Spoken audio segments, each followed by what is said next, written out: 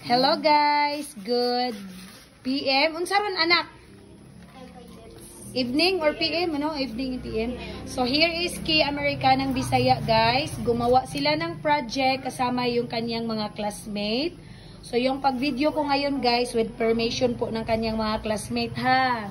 Okay, so Nak, say something kung unsa na inyong gihimo. Volcano. Ha? Naghimo mi volcano para sa mong grado.